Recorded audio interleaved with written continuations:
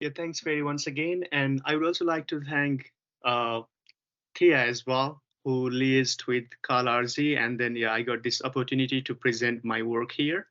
Um, as Ferry mentioned just before, it's my doctoral dissertation and Western doctoral dissertation. So today I'll be talking about affordances of ICT in education in Nepal in crisis context.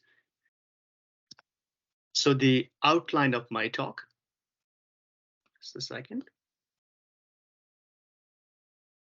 Uh, because it's not possible to focus all the things like which I have written in dissertation. So I have just picked few things here. First of all, I'll be highlighting ICT in education in crisis context. Secondly, I'll be highlighting affordances of ICT in education. And yeah, my research questions, since it is an activity theoretical study or activity theory as a framework which guided this study. So I'll be also talking about activity theory and my methodology and findings. So first of all, ICT in education, how I have defined ICT in education in my research then. So ICT refers to any information and communication technologies used for educational purposes. So it includes A, digital technologies such as digital resources and devices, software including apps and games, hardware, mobile devices, computers, and so on, and digital content, example, any files. Also, it includes television and radio used for educational purposes as well. So telecommunication means too. Um, if we look at like broader policies which is globally produced, or let's say documents which are globally produced as well, like such as the UNESCO ICT competency framework for teachers 2011, it also accentuates that there is an emerging broad consensus worldwide about the benefits that can be brought to school education through the evolving information and communication technologies. Actually, this framework focuses on the three approaches to teaching based on human capacity development uh, and knowledge creation and so on. So, I mean, what I'm going to highlight is in the school education, it is realized that uh, ICT has a role which can change the, or which can help to optimize pupils' learning. So, related to crisis, then ICT in education in crisis context. Uh, So because it's my area, let me highlight how ICT plays a role here as well in crisis context. So first of all, what is crisis then? Harman defines crisis as a situation that threatens high priority goals of decision-making unit, restricts the amount of time available for response before the decision is transformed, and thirdly, surprises the members of decision-making unit by its occurrence. So in crisis, everything has to be acted very promptly, like we did in COVID. So the teachers were less prepared, uh, as they didn't possess like that much of digital skill, yet they had to tackle the situation. In Nepal, let's say, as you see in the extreme right hand corner on top, uh, it's it's the crisis again. This crisis context was due to earthquake 2015 earthquake. We had a great earthquake as well. So crisis can be due to natural calamities. Crisis can be due to war, as you see here down. So in Nepal again, 1996 to 2006, for a decade long, we had a war, civil war between Maoists and the then government. So again, that also disrupted the education, sometimes due to political instability, which is quite frequent in Nepal as well, as you see in the middle picture on top. So, or sometimes due to epidemic like Ebola in Africa, or sometimes due to pandemic, which we recently undergone, which we had recently undergone. So, and ICT has a, again, so ICT has a bigger role. In recent years, there is an increasing attention paid to supporting education in conflict and crisis situations through information and communication technologies. And that's what I'm highlighting here as well. So, because I'm looking into affordances of ICT in education in crisis context, let me also deal with affordances here. So, affordances, the term, firstly, uh, let's say, coined by Gibson. So, For him, affordances is like action possibilities that environment offer to the organism. So, for example, knife has the affordances of cutting, right? Knife can cut, let's say, it can be both good for the good or for bad as well. For example, it can cut fingers at the same time. It also can cut an apple. Um, so Norman defines affordances as the relationship between the properties of artifacts and capabilities of a person who uses the artifact. So for Norman, actually, he takes past knowledge and experience into account to perceive the affordances.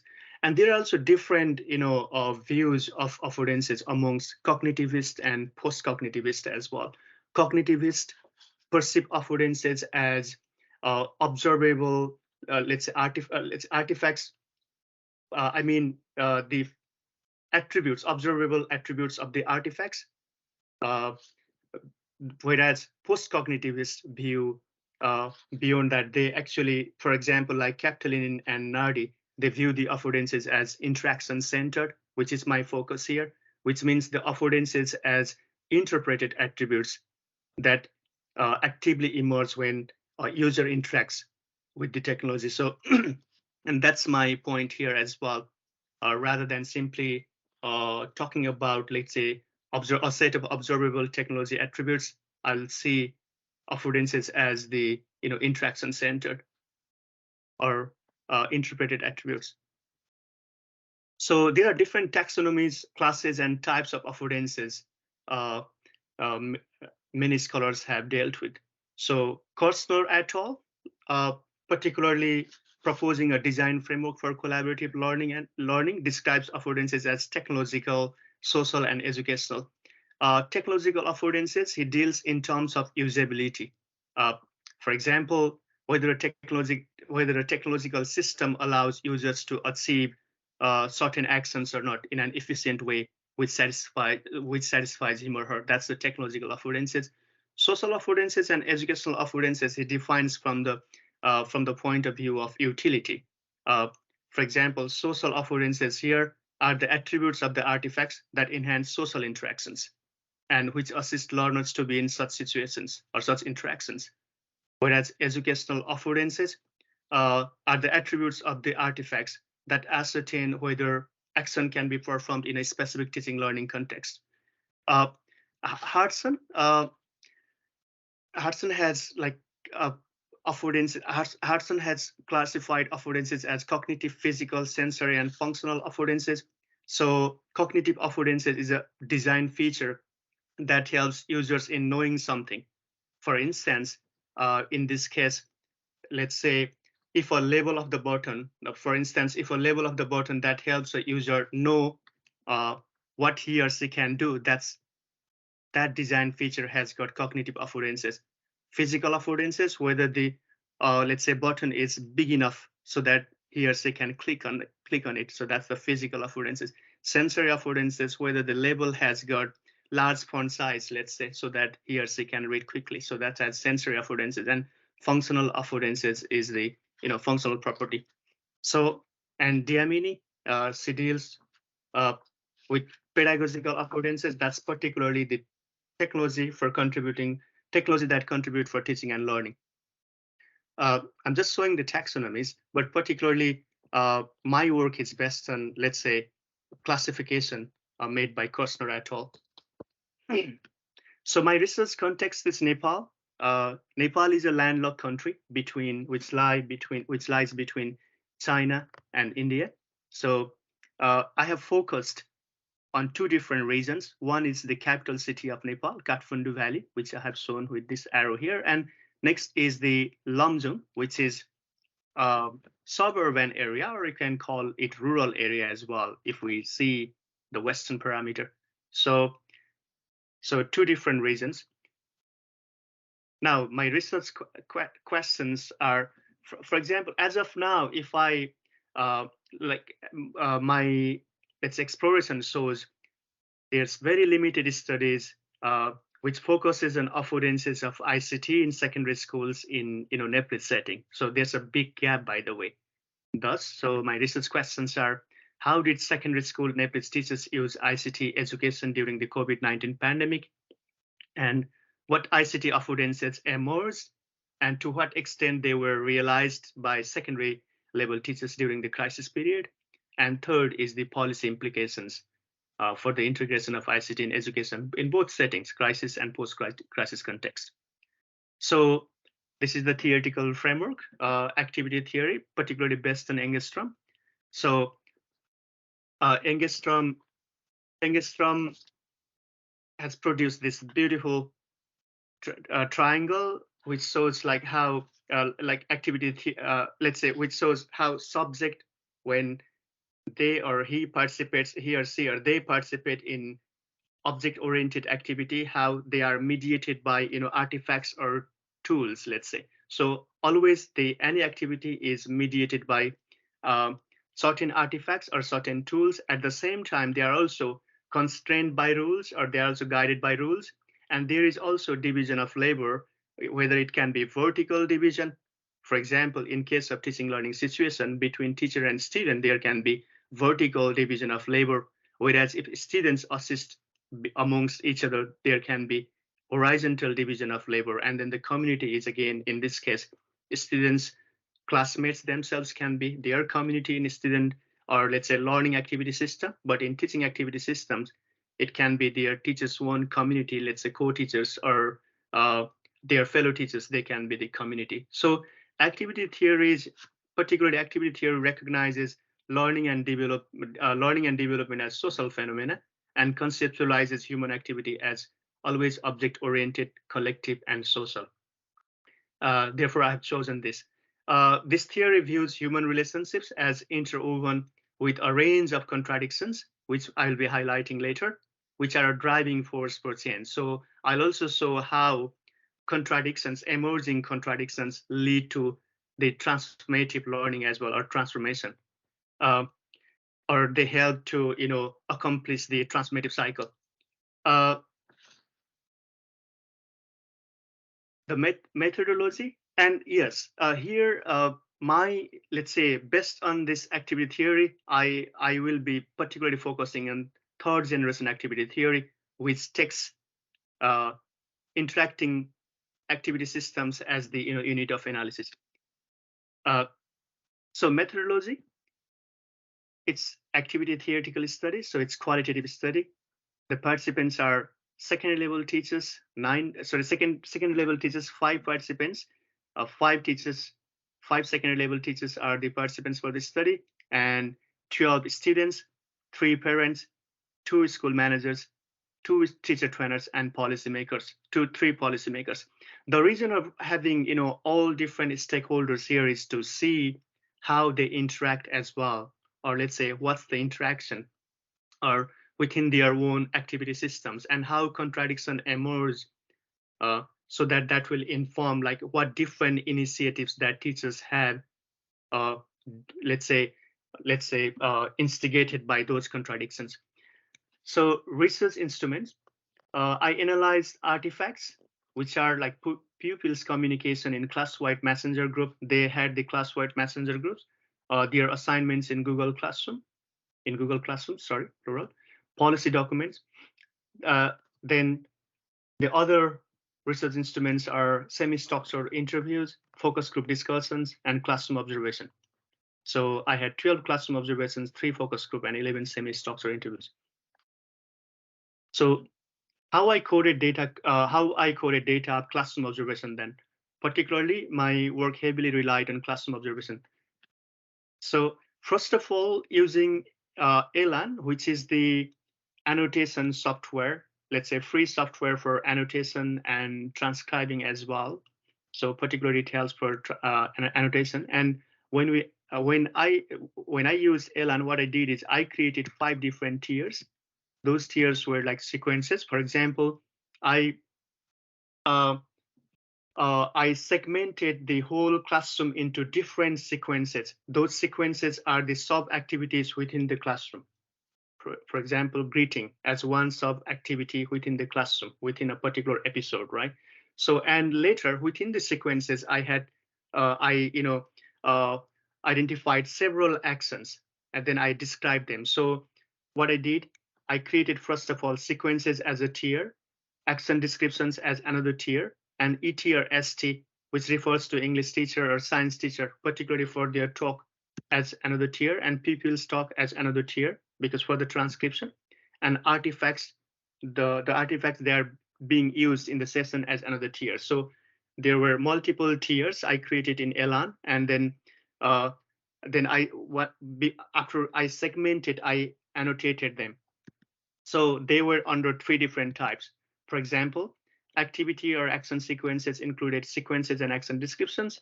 Talk included ET, ST, and pupils, whereas other AT included artifacts and even division of labor as well. So this is the screenshot of segmentation, annotation, and transcription done in Elan.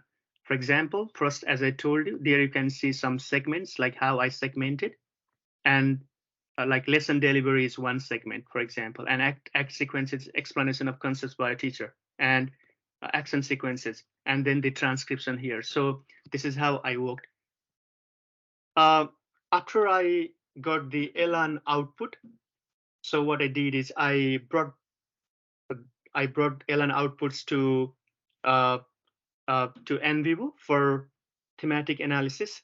So alongside the transcriptions, interview, focus group transcriptions, like, then I coded them all together. So the coding scheme, let's say this is the final coding scheme that I got. Sequences under I coded under these broader categories: sequences, actions, meditating tools and artifacts, rules, affordances of using ICT for teaching and learning, and contradictions.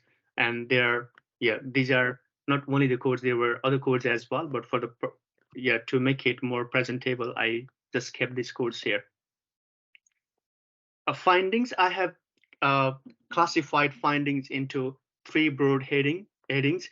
First one is education policies in response to crisis in Nepal. Second, please. Okay, so as of now, like we don't see, let's say as of, because it was an activity theory, like I had to go back to the history as well. So what I found is, like, in let's say in the past crisis, which was due to war in between 1996 to 2006, and at the same time 2015 great earthquake as well, we didn't have any policies to address the educational disruption then.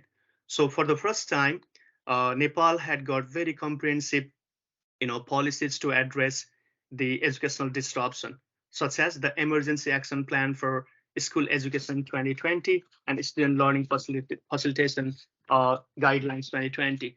These 2 policies, what they did is they particularly divided students into 5 different categories. For example, it's like pupils having no access to any resources, pupils having access to a radio or FM, pupils having access to television, pupils having access to computers but no internet connection, and pupils having access to all of the above. So having categorized this way, like, they could also delineate some of the action plans as well. So I think still it's a very good initiative. And secondly, like the framework, there was the framework for school operation 2020. This is actually created to make schools be prepared to resume their schools after the positive cases of COVID significantly dropped. So that's it. Next, now when we see the implementation of those policies, when I explored the implementation of those policies, what I found is there were toll education was being practiced. So what exactly is toll education then? Toll in Nepal is the let's say the small area within the small administrative unit. For example, the small administrative unit in the district is a ward, we say ward, and within the ward we have the tolls. Like, for example, this Caldicot where I'm living right now is one toll, let's say. So as a toll education, what teachers did was, like, teachers called, or let's say, sorry, not teachers called, students used to students used to, gather there, again, maintaining the social distance. They would submit their work to teacher, and teacher would again take some time to, correct them all, for example, for a week, and again, he would return back. At the same time, there would also take place some interaction. So that's how those students which did not have access to resources, let's say, to, uh, uh, continue education, they also got opportunity through toll education to at least to get engaged in, to mitigate the learning loss, I would say. So toll education is one form of, uh, implementation of policies, even though toll education was not clearly identified within the, educational, within the, policies related to education in response to the crisis in Nepal. So next one was education through radio and television. Um, Again, in my research, I didn't find the students were, benefited through the radio, but some students reported that they uh, they followed some of the televised sessions, and which could also help them. And there were also, I mean, many schools, let's say, uh, even if they were not properly resourceful, they held online teaching because that was the need for that time as well. And online exams, it's very interesting to see, like, how they conducted online exams. So what they did, it's basically, it seems like, replication of the same physical exam setting. For example, they asked students to be in front of the camera, and you know they, let's say, wrote their answer sheets, and then they, captured the picture of those answer sheets, and they sent immediately. So all these things had to be done within that same setting when they were just in front of the, camera of their device that they were using. So these were the interesting things. So when we see the, let's say, when I see it from the, looking at this from the pandemic educational practices through an activity theoretical lens, I can see the formation of, or the constellation of interacting activity systems this way, which is a unit of analysis. So like you can see here how there is a flow of policies and resources from, let's say, local government or regions to management activity. For example, from here, policy, if you see the policy making activity here, their object or the outcome which they achieve, which are the policies or resources for schools, they serve as the rules in the management activity system. Or let me use the laser pointer.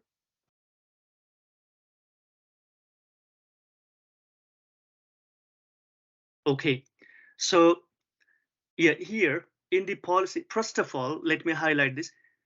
They all have the partially shared object. For example, learning activity, which is of students' activity system, policy making activity, which is of local policymakers activity system, uh, and management activity, which is of school heads activity system, and teaching activity, which is of teachers activity system. All of them have a common shared, let's say, common object, which is partially shared object, that is to mitigate, let's say, to continue teaching and learning.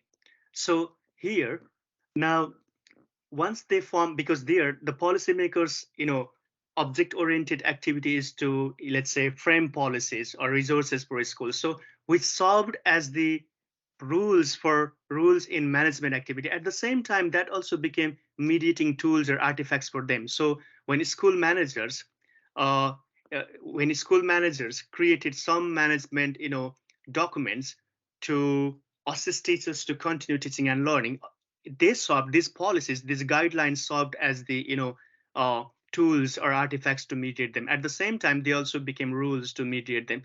So again, the flow continues from here, from object, their institutional documents became the artifacts, or let's say became the tools, mediating tools for the school teachers to engage pupils in learning. So we can see how they interact, or how there's a flow of resources as well. And at the same time, the documents produced by school managers also became the rules. Uh, okay, so this is the interactive activity systems that I looked into. I won't be highlighting this part particularly because I have so much to say here. So what I will do is I'll simply, highlight few things, let's say allude to few things, and then I will skip this section. Rather, I'll focus on contradictions and affordances at the end. So when I looked into ICT use during the pandemic, I took some variables as well. For example, one, it's science and English classrooms. Uh, next the private and public schools. Next, urban and semi-urban schools. And yeah, next is the online and on-site teaching. So if we see here sequences in online sessions were particularly in urban schools. So sequences in online sessions, I found like 12 sequences and 25 actions. The sequences were, for example, greetings and socializing, discussing how to use technological tools, discussing previous lessons, and so on. Within those sequences, there were different actions carried out as well. So for example, I will show you this one, teacher's presentation. Teacher's presentation as one sequence, which had got several actions within it. And then I counted them, let's say based on, as I told you, I had segmented the, each sequences in Elan. So when I brought them to NVivo, so I counted them and then I presented this way. So number of English teachers who use this sequence and action at least once. For example, let's say using PowerPoint presentation. So total occurrences were 4, and then the teacher who used in the English classroom was 1, or the same was the number in science sessions as well. So this actually, okay, how it helped me then, it helped me to find out the distinction between the practices in urban and semi-urban area. And what I found is in urban area, let's say teachers were using technology very effectively to enhance the pupils' learning, whereas in semi-urban area they were struggling, by the way. Whereas, but between science and English sessions, I didn't find that kind of differences so much. So this was the insight that I got when I happened to zoom into each session more deeply, identifying actions within the sequences. So the mediating artifacts or tools that were used in online sessions were as such, like for example, talks, cell phones, chat in VCT, cursor during PPT presentation, laser pointer, Mentimeter, and so on. So then as regards on-site sessions, there were 2 sequences and 13 actions. For example, if we see the teacher's presentation here in the on-site session, so what teacher did is broadcasted by screen using a PowerPoint presentation. He asked pupils to read. He asked a pupil or pupils questions, played a video recording, and so on. Again, if we see here, let's focus on asking a pupil or pupils questions. So it occurred twice in English sessions, whereas it occurred 6 times in science sessions. So, and there's no one-to-one correlation as well between, let's say, sequences and actions. So multiple actions, let's say some actions occurred frequently in different sequences as well. So because my focus is on online for identifying contradictions and affordances, so I have modeled it here. So I have modeled the activity system of teachers during the online setting. Here, secondary level science and English teachers are subjects who participated in this object-oriented activity. Their object was engaging pupils in learning course contents. So, and for that, the tools or artifacts that mediated were video conferencing platforms, digital content, mobile applications, mobiles and laptops as the devices, power supply and internet connection, tasks which they frequently use, and their own teaching methods, their own digital skills, and so on. At the same time, some rules constrained. For example, the classroom rules. They had to take attendance within the classroom, so sometimes it conflicted their own let's say instruction as well in between, and they also had embedded the assessment system within the online classroom. If the students participate in online classroom regularly, then they would have some marks. So such assessment systems were included as well, and there were institutional rules too. So community were fellow teachers and students, and Sometimes the teachers would support each other. So this was, again, as I highlighted earlier, it was the horizontal relationship they had. And sometimes students, they would ask directly questions to the students, and then it also showed some kind of vertical relationship with the students. Uh, so now, emerging contradictions, let me highlight, which is one of my findings, emerging contradictions and affordances. So uh, I have divided contradictions under 5 different themes. Actually, second please.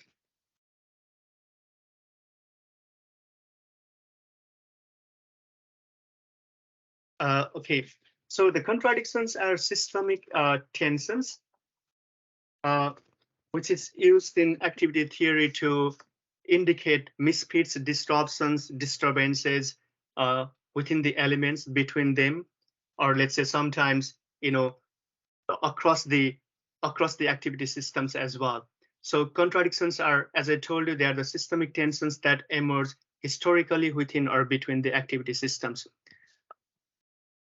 So here, in this case, what happens is in the science session, teacher science teacher 1 explains about inflammable gas and the features of hydrogen gas in Nepali, but due to the power cut, due to the power cut, she gets disconnected, and then students wait for her for some time to arrive, but eventually they all leave the class, and yeah, there was a disruption. So what we see, and this is also confirmed by teachers focus group discussion as well, as teacher mentions here, both the poor quality of internet, at the same time the power cut. For example, at times in the middle of a class, power was cut and we had to rejoin in the middle and we would lose them.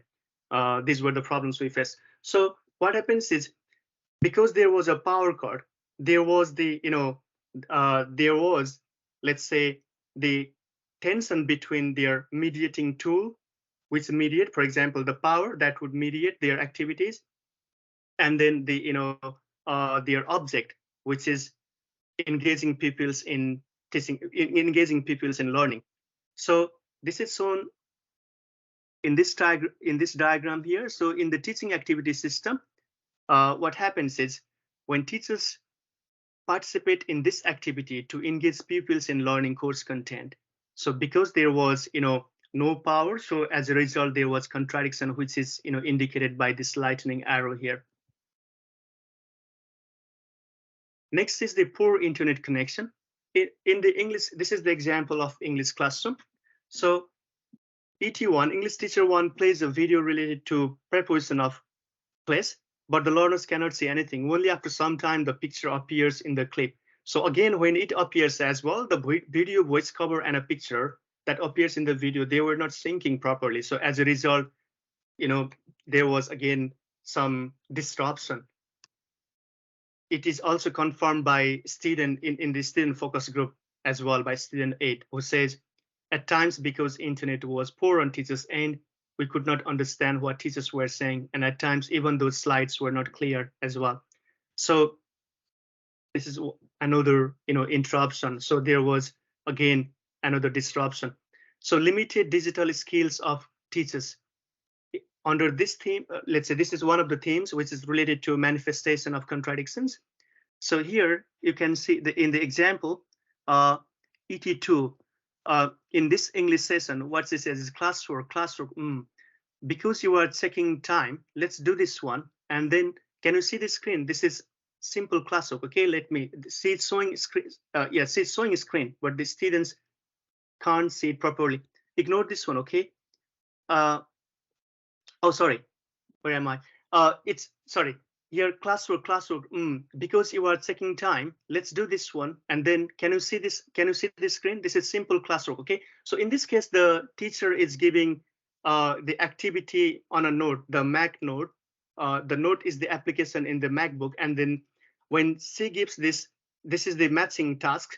So what she did is to create the proper alignment between the two different columns, she uses some random, let's say, or meaningless, let's say, meaningless composition of a word, for example, SSGDFF, and then she tries to say, okay, this is only for, ignore this one, okay, whatever is there. So this is only to, make the alignments.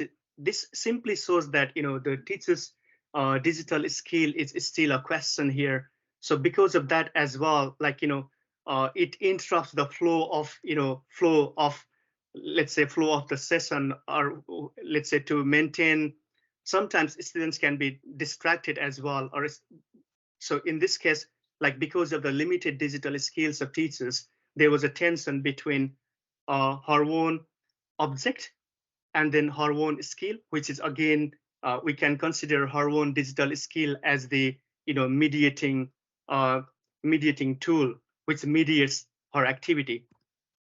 So this is also confirmed by a school manager here.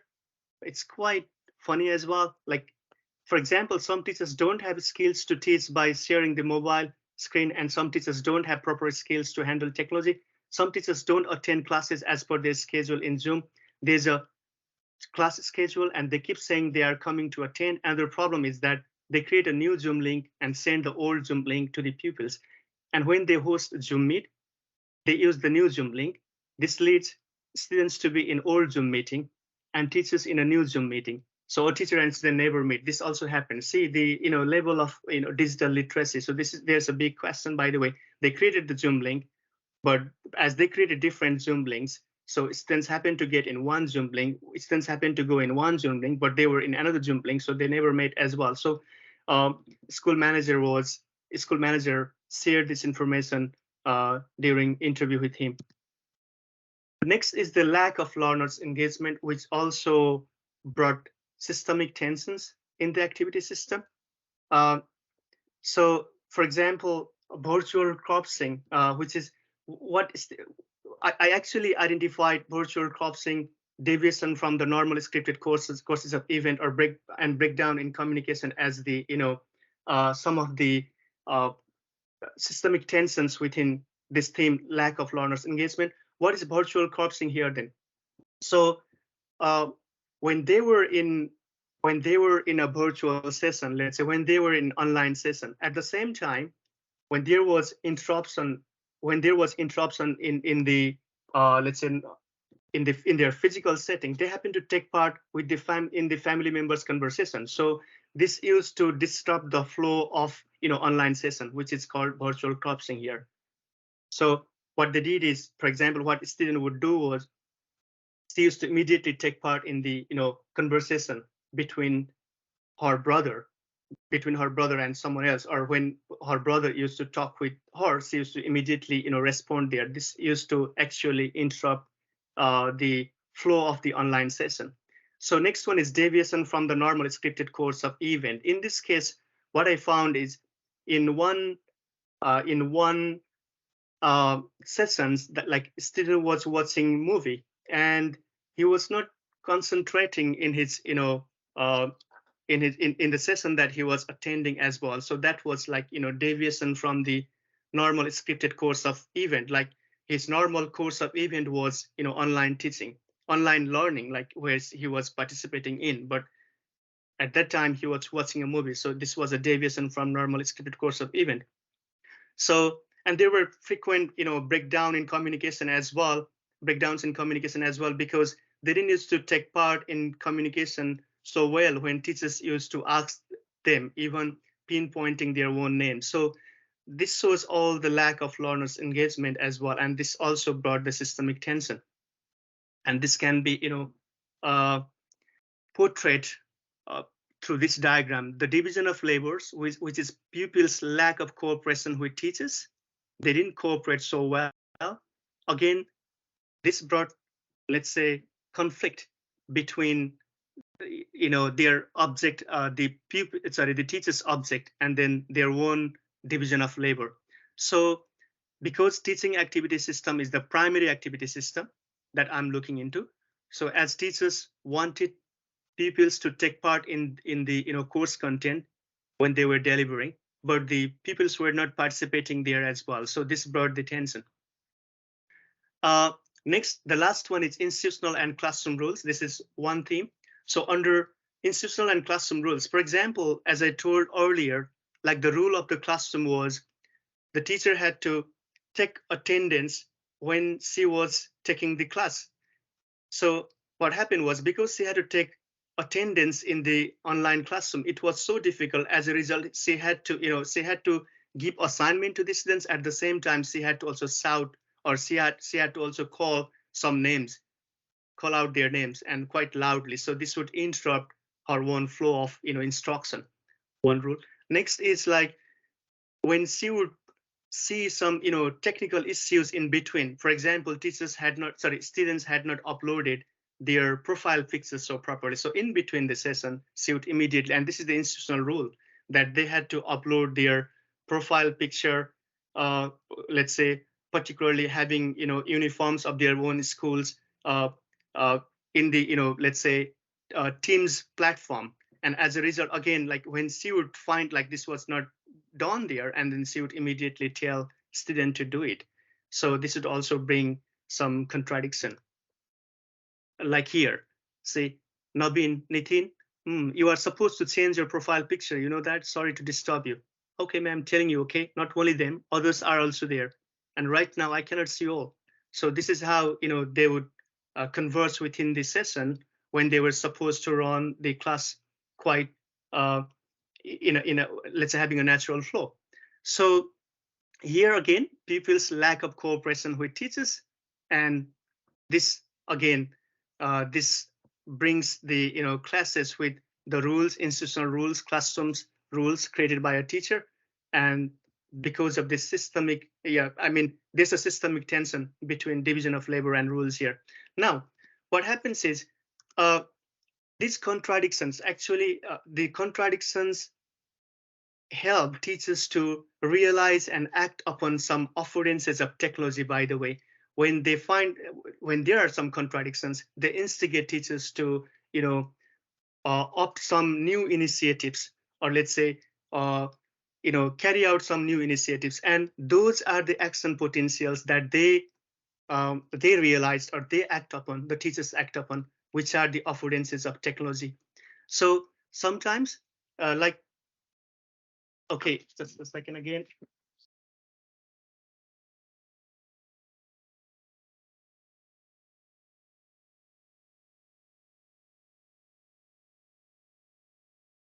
Okay, so uh, first of all, okay, the affordances of technology for teaching and learning, which I have identified here, are two. One is technological affordances, and next one is educational affordances.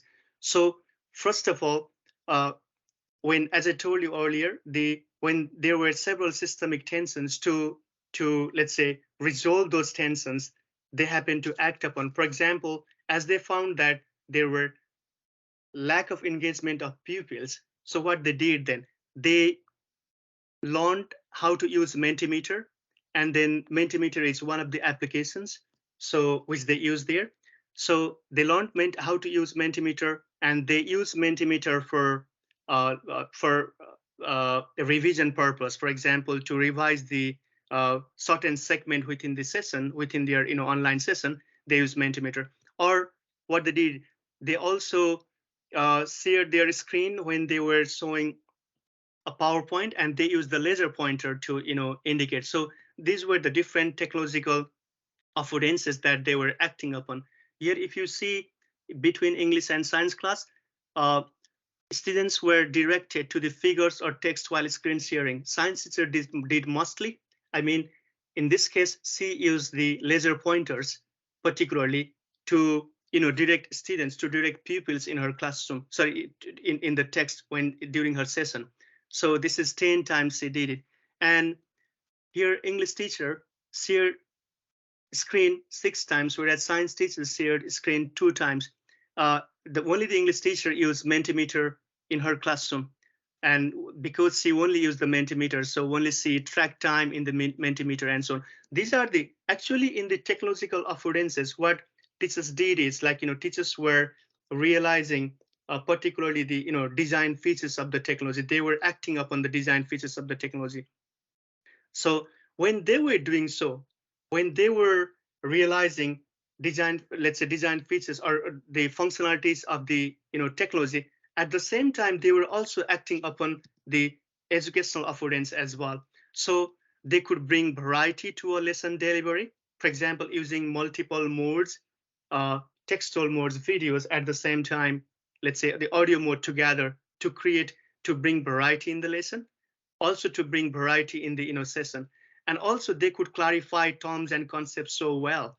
And also they could engage learners in the tasks very well as well. So if we see the frequency of educational affordances, when I count it in each session, for example, in English, the educational affordances realized were 10 times, means they first of all acted upon the technological affordances, which later helped them to realize, let's say, the educational affordances as well. That means they could bring variety to a lesson delivery, they could clarify terms and concepts, and they could engage learners in the tasks.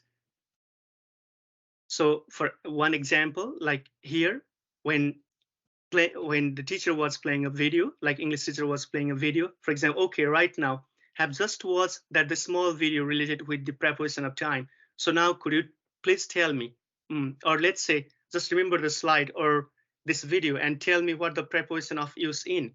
Where actually we use in. Right now we are talking about place, we're talking about time, okay? So see here, like after showing a video clip, she could instigate them to reflect on, or she could instigate them to share what they learned as well. So again, this could, as I explained earlier, this could brought variety in the classroom delivery within the sequences. At the same time, video solved, let's say, because there were audio, let's say video, at the same time textual materials as well, that also helped to bring clarity. Now, so expansive transformation in teacher activity system, what I found is like the emerging systemic tension triggered them to accomplish this expansive transformation as teachers reconceptualize the object, which is gaining ICT skills to handle new tools and use those tools in their sessions. For example, the need was to address the educational disruption, right? So when when they found this need, so they identified their object. Their object was engaging pupils in learning. Now, to engage, when they tried to engage pupils in learning, there was a contradiction. That means they didn't have proper digital skills to handle this situation. Then what they did, they, with the help of their own colleagues, with the help of their own school heads, they learned the they acquired some digital skills as well. And when they tried to, let's say, conduct online classroom, that means modeling the new situation and instrument here, when they conducted online classrooms, what happened was, again, there was another layer of contradiction. That means the pupils were not engaged to that extent, let's say, as expected. What happened? Now this again made them, let's say, reconceptualize their motive. That means they learned they learned the functionalities of some applications like Mentimeter. They also learned how to use PowerPoint presentation quite effectively, let's say using laser pointer to direct them as they were in online setting and so on. So they acted on these technological affordances, which also means their motive was also reconceptualized, because the first motive, the earlier, that was just to engage the people's learning, but now to gain digital literacy, to be quite proficient in using to realize technological affordances, and then to teach them. So motive was reconceptualized, which means they were consolidating the new practice. Therefore, I'm saying, like, this emerging systemic tension triggered them to accomplish this expansive transformation. Now, future directions and implications of this study. It's so much to say, but here I'm just focusing on, like, the policy related things.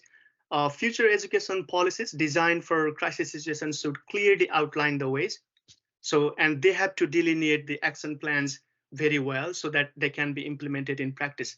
For example, as I indicated earlier, tool education was not highlighted in the policy document, but still teachers from their own, let's say, teachers through their own observation and through their own, let's say, learning, they were using tool education, which could adapt to their own local context.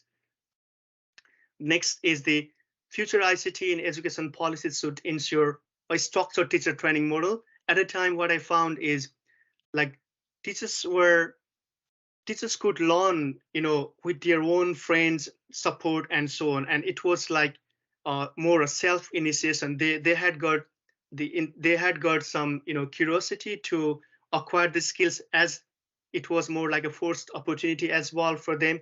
They had to learn. Therefore, they took help of their own friends and they learned. Otherwise, like, there was kind of very limited exposure for them to be in teacher training. So in future, ICT in education policies should ensure a kind of structured teacher training model to enhance their own digital, literacy, digital skills. The local, particularly I targeted local then, the local and federal governments should design policies that enable teachers to continue using technology in providing technological resources.